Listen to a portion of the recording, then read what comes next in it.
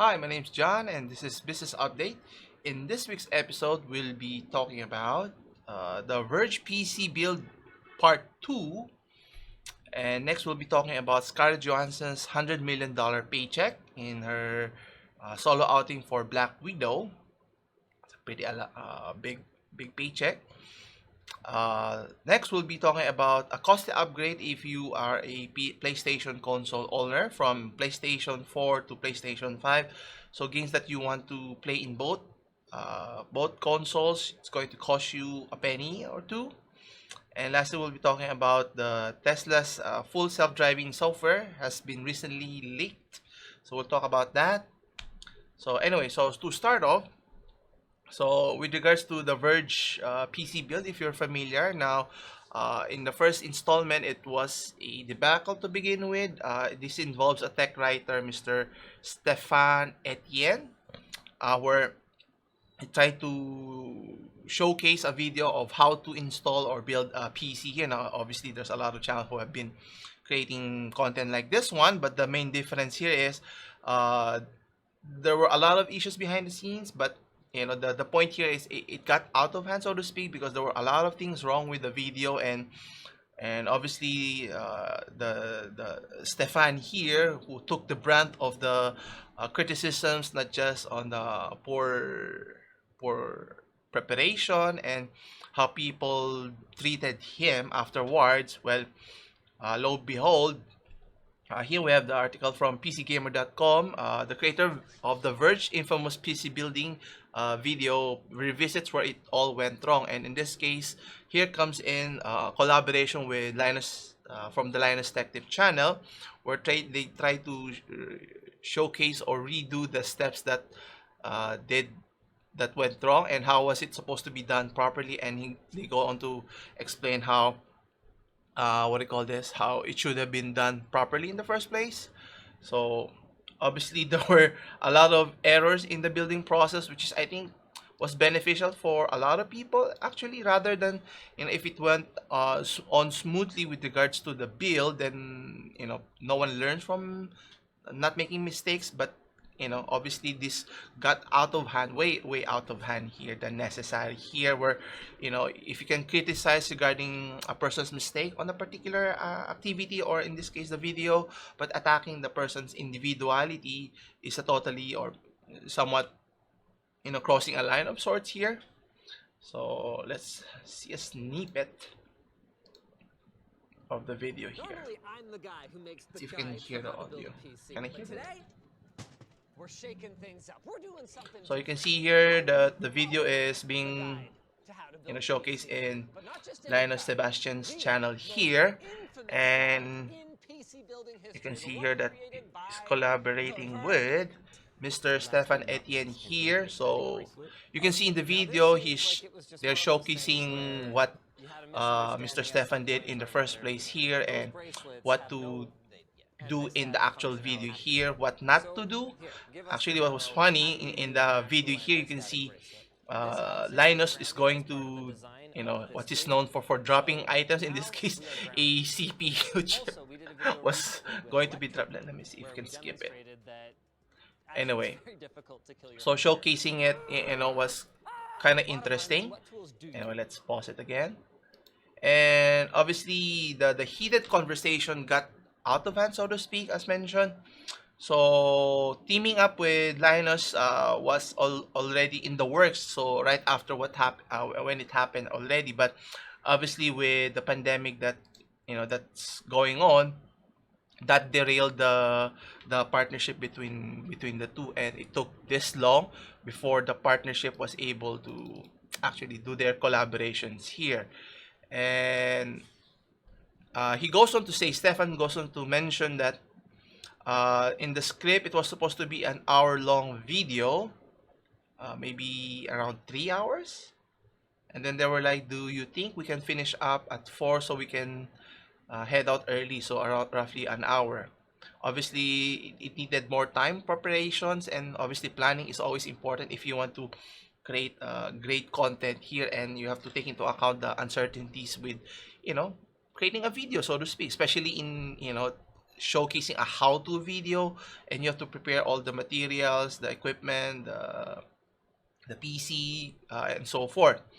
And he goes on to mention that he wasn't an experienced system, which is not a fault in itself, because learning from those mistakes was critical here. But obviously, with how it was handled, releasing an unfinished video or unpolished video was a real issue here. And actually, one of the main issues that was mentioned there was regarding the thermal paste, excessive use of thermal paste, whether there's a right thing or wrong thing. Actually, as Line Sebastian mentioned in his video, that if you put too much thermal paste in your CPU, I mean, it's going to get only messy, but there's nothing really that would severely hamper the performance of your PC in the long run here. But the positive thing here is that they could, revisit here and go beyond on what has happened in the past year, which is kudos for Linus and for Mr. Stefan here for, taking the bold leap on trying to rectify a mistake that has occurred before, rather than having this cancel culture uh, climate here, so to speak. Anyway, next we have here is regarding the ongoing saga with Miss Scarlett Johansson with Disney here. And what was interesting here, that the reason maybe that Scarlett Johansson was trying to sue or have sued the company here, studio Disney, is because of the 100 million paycheck that she is expected to earn here. So let's take a closer look. So meaning she wanted to get the $100 million here, obviously with the release of her film on a theatrical release pre-pandemic. She expected to earn similar to other MCU films that has reached or close to $1 billion, and having performance clauses attached to her contract. Let's say if it earns $1 billion and she gets 10% of the receipts, then that's close to 100 million, which kind of makes sense. But obviously that didn't turn out the way she planned because of the pandemic, the delay of the release, and then obviously you have Disney experimenting with her film regarding simultaneous release of the movie theatrical release, as well as in the streaming platform Disney Plus here. Now obviously, even though it earned a portion, millions of dollars, but not obviously to the effect that Miss Johansson is expecting here. And obviously, her party is suing Disney for breach of contract. Whether it's stipulated in the contract is another case here, which she's trying to state that she was promised an exclusive theatrical run, and that by moving it to streaming, that she costed her millions of dollars, which is, after the fact here, we can see it's not going to reach even the 500 million mark. So it's going to be below her salary paycheck. So I think she was paid $20 million for her base salary. So 20 million, 100 million, that's a big $80 million difference here. And obviously, Disney salvo here was stating that Miss Johannes shouldn't be complaining because of the pandemic here, which is totally a separate issue altogether. But the question here is, was there any violation of the contract here, or was it, wasn't violated in the first place? So Disney goes on to imply that Johansson was being callous with regards to the pandemic here, which is kind of, I won't say unrelated, but a totally separate issue to begin with. So was there any miscommunication or no communication at all between the two parties here, which is the issue here? And obviously, with things getting out of hand here, that's why Miss Johansson's attorneys are trying to push this to be more public, so to speak. But on the other hand, Disney, on the other hand, want to settle this out of court, because it doesn't bode well the optics from the public's perspective here. But either way, Ms. Johansson has stated earlier that they tried to renegotiate with Disney with regards to receiving the 100 million, but obviously, why would Disney want to pay her? There's no guarantee that it would, rake in $1 billion in the in the movie. So obviously that's not going to get to that point anytime soon. And looking at Shang-Chi's release here, I mean, even though it's doing well in the United States, but if it's not going to be released or seen in China, I think that's going to hamper its performance. And obviously for the rest of the world, like in our country, films hasn't been, can't even watch films in movie theaters anytime soon. So it's going to significantly hamper its box office receipts worldwide, even though it does well in the United States. And obviously, Disney, the company, has tried to insist that the streaming release, she's also entitled to a significant back end pay. But obviously, I think right now Disney Plus has 100 million subscribers. But the question is, are all of them are watching the film Black Widow, and you have to pay a additional fee, I think, to be able to watch it. So it's not going to reach anywhere close. So I think Miss Johansson has the right to sue if they were to breach the contract there.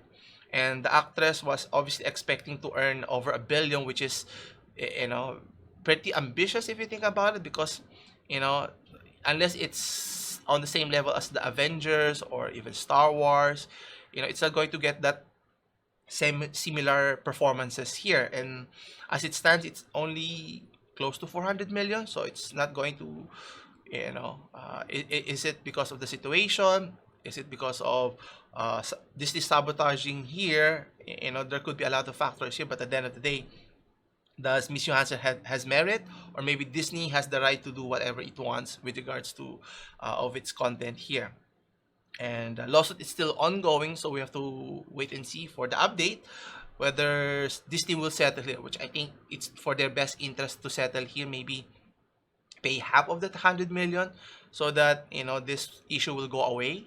Otherwise, it's going to fester, and it's going to continue with other films here. So if you're an actor here moving forward, you need to put specific clauses to protect your interests here if you think that it's going to do well, so you can earn more than your base salary here.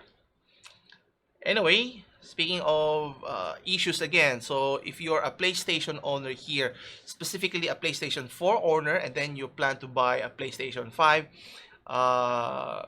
there's a big issue that's happening, or it's mentioned here that if you're going to upgrade a game from your older console to a newer console, one would think that it should be an easy update, because it's just a software here. You just need to be able to transfer your games and play it seamlessly, right?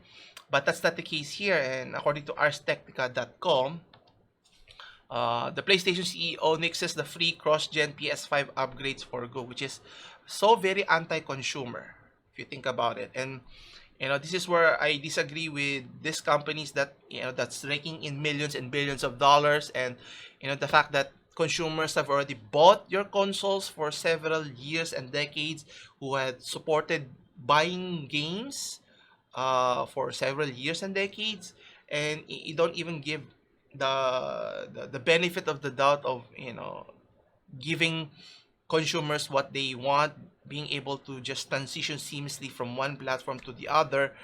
How come in games you can do that? I think there have been updates in what was it? I forgot which game was that. That if you want to pay a little bit extra to get more content here, but the fact is you're still playing the same game, then you have to pay an additional $10 here, even though it may not seem much. But if you do the math, that's going to rake in them millions, tens of millions, or hundreds of millions of dollars here over the course of each individual who's trying to upgrade their console, which is what everyone wants to, right? If you own a PlayStation 4, obviously you want to transition to a PlayStation 5, assuming you can get one, which is the case here. And the sad thing here is, with the recent issue discussion with regards to the Horizon Forbidden West debacle, where they promised to have a free upgrade, then they reneged because of backlash that they encountered with the gaming community. The CEO mentions, according to Jim Ryan, it will be the last first-party release that will have this free option. So for the rest, so if you have the upcoming sequel for the God of War, other games, Cyberpunk, Gran Turismo, to name a few, you have to pay that additional upgrade, which is kind of frustrating if you're a gamer here. So it's going to cost you. May not seem much initially, but every time you're going to play a game, you're going to pony up, right? So I don't know if I can agree with that. And if you think about it, the upgrading structure here, in the case of the Forbidden West, right? We just talked about it last week regarding its convoluted pricing structure. And what's interesting here is all of those upgrade fee pertains to digital purchase. Nothing mentioned about physical purchase. So they want you to shift to a digital copy. So why would I ditch my CDs or my physical copy so I can resell it in the market here, which is, it's the option or the right of any gamers here that they should have that flexibility or option to be able to do whatever they want. So if you want to purchase the upgrades in the Horizon Forbidden West, you have to pay a substantial fee for the, what do you call this, for the high cost of deluxe editions. And according to the CEO, he goes on to mention that it's abundantly clear that the offerings we confirm are of pre-order kick miss. No, it's not a mess off the mark. It's an intention that you failed. So thinking that you could get away with it, which is, I think they should be held responsible for things that they said they would do and then they would renege. It's not as if they're the first company to do this, which is, that's why as consumers we need to hold those companies at a uh, high high order so that they'll be held responsible with the likes of Activision, EA, how they manipulate with the loot boxes and everything. It's another separate issue altogether. And at the point here is, if you have a tremendous game, people will buy it and support it no matter what. But asking for charging you here, a buck here, a buck there, obviously it's so very anti-consumer here. And obviously, if more consumers are pissed off with what companies are doing here, then eventually they would stop patronizing it, to the point that like what happened to Cyberpunk 2077. That's how good graces can turn sour quickly if not managed properly here. And even Ryan mentioned it in an interview last year that that all Sony cross-gen games would include a free next-gen upgrade. Well, that's not going to happen now anytime soon, right? So, why not make it seem more seamless, so to speak, the transition from one console to another, since we've paid for multiple consoles. It's not just as if you paid for the PS5, PS4, obviously you've already owned the PS3, PS2, or even PS1 consoles here. And isn't that enough to support your company as a whole, which is raking in billions and billions of dollars here?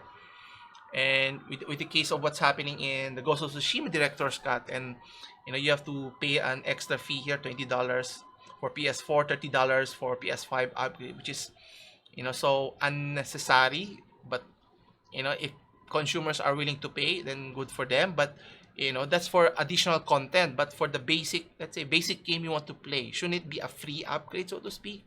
I think that would seem reasonable. It's not as if it's costing them a lot of money to transition from one to the other, because the machine that you're using, you already paid for it, so it's doing those transitioning for you already.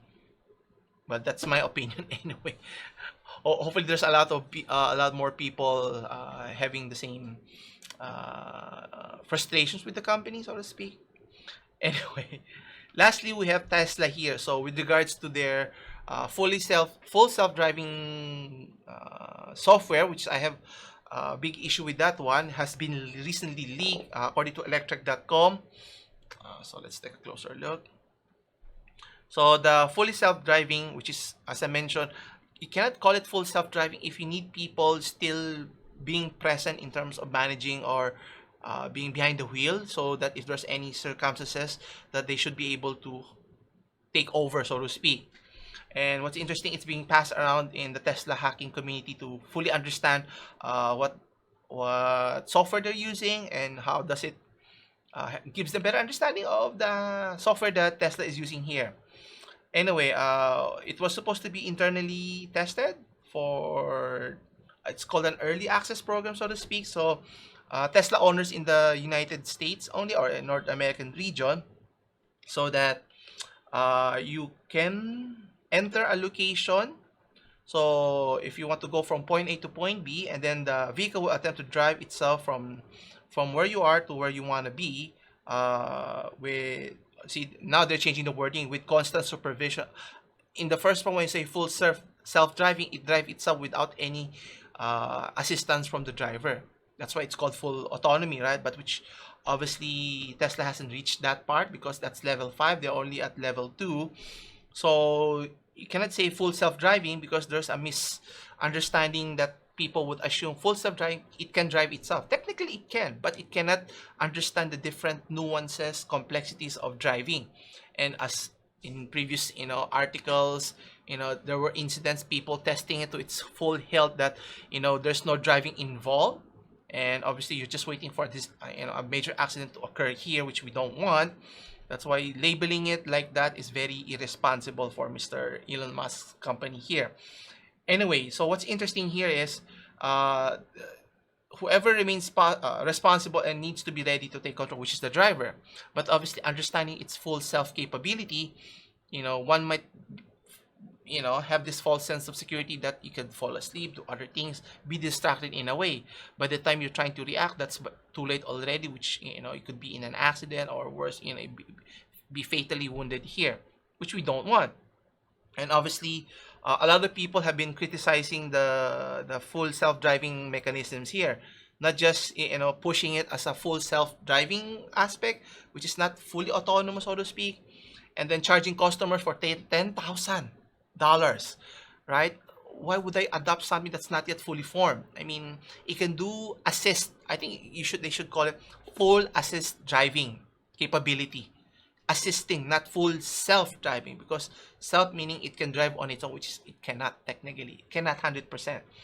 And then asking you to pay 10,000 and you're being the guinea pig, so to speak, because they're trying to understand the driving behavior in different road conditions so that it can update and learn from its mistakes. And the mistakes is could be at the time that you're driving, and if it makes a wrong choice, guess what? You'll be the one in an accident, not the company that's driving it, which is that's why I'm still apprehensive about adopting an electric vehicle of this capability here.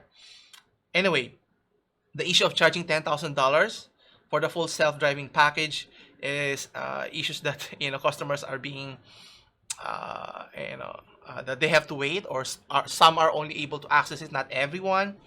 And what's interesting here, that the codes or the binaries firmware files that the Tesla full self-driving beta have been leaked to gain access of the root access for the community here. So they've used Tesla vehicles that have used the root access to look through its software updates, in particular that even activate unreleased or dormant features, what Tesla is planning to do in the future. Now, obviously, those are I would say protected data in a sense. But my question is it more than capable? Can it do what it's intentionally intended for in terms of self-driving features here? And obviously, it's still a work in progress. As mentioned here in the article, it goes on to say that Tesla has only been adopting its full self-driving. I think it's full assist driving is the right term in the U.S. market. And it goes on to say the software has still issues. It's not yet 100% perfected. It's kind of concerning. That's why thinking that it is fully capable, which is not, can be misleading and dangerous. And it goes on to say that it is performing relatively well despite the limit, and it has several limitations. And I think that's being discussed thoroughly, so that people, when they buy the Tesla vehicle thinking that it could drive itself, it could park itself, it could drive along the highway, but driving in many conditions, crossing a major intersection or unprotected left turn and so forth, can be, watching videos on this one could, it's scary to the point that you're putting your hands in the AI here. If it makes a wrong move, then it's game over for many drivers here. Now, one thing to commend for Tesla here, obviously they're still ahead of its competitor in terms of its features that it's adopting for its electric vehicles, which is astonishing. But obviously, the fully self-driving is where I take issue with the company here. Now, obviously, their goal here is to create a fully autonomous vision and neural based driver that could theoretically handle any driving situation. So it's time to get there. It's better than the competition, but it's nowhere near perfected yet, which is kind of misnomer here, and obviously with the battery issues that caught fire, if you recall before.